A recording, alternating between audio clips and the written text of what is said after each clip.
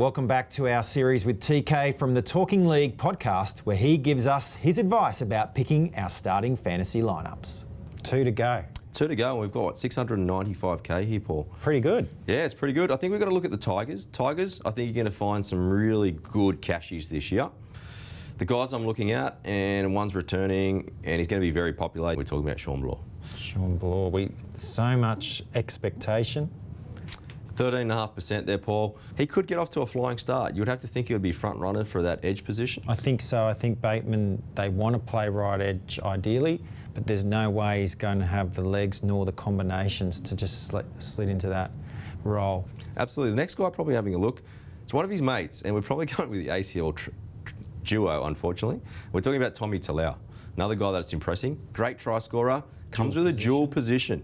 So he's someone to definitely track in the trials. I think he's going to be a great selection, especially if he comes in. Now, Paul, we've got $195. Might have to manipulate something. Absolutely. Given that we've got a centre wing fullback here, I don't think we need the hammer anymore. Let's do it. A lot of people are talking about Tom Gilbert. I heard you talking about him the other day with Luke. So he comes again with mid-edge. He's going to be starting at lock forward. So I think his position and his role in the team, probably a little bit more senior than at the Cowboys there. Yes. We saw him play Origin, so he's going to be in the mix again. Yeah. So he's someone that we should definitely consider. Let's keep moving down the list because there's definitely going to be some other guys that we can have a look. Shaun Johnson might be someone we want to have a look at. You think if he's going to be goal kicking this year with Reece Walsh gone? Yes. Partner next to probably Tamari Martin. Can be getting huge kick meters. Again, you know, we talked about everyone saying the Knights are going to flog the Warriors. They returned to New Zealand for the first time this year. Yeah. All their home games come back. Yeah. They've got a new coach. Yeah. We probably want some exposure to the Warriors, right? Because we're talking about these gun Kiwis that we talked about at the start of the show, right? They're not going to be playing Origin. We're not going because we're probably going to be using a trade on Carrigan at some point. And you bring up him as well, Nia Kore. I think he's going under the radar as well. Could be starting on an edge. Raymond Faitala-Mariner's another one. Now he's been named club skipper. Wow. Which is huge. You probably think that he probably started on an edge. Came back late last year. He's had all those foot injuries, right? But he looked great once he returned. Pre-season under his belt this year. New coach. Now, just going through that list again, Teague Wilton's another one. So Teague Wilton, and I know that you want to go down the route of picking Cleary. If you pick Cleary, I would definitely rather pair him with someone like a Teague Wilton. Yes. Because then you're not, if you're going to pick him and Nico on the same team, you're going to lose them in the same week. Yeah. Which essentially means 1.5 of your cap's just going to be missing for that week. Yeah. And it's the reverse also with Garner and Cleary. Yes. Because they're literally around the same prices, but do you really want to be sitting that much early? So Cleary and Wilton's price pretty much equals Hines and Garner's price. Yeah. That's probably which way you're going for. Absolutely. Yeah. So if we keep going down the list, we're probably going to find some more value. So we've actually got a few options here because we can afford Kotoni Staggs now.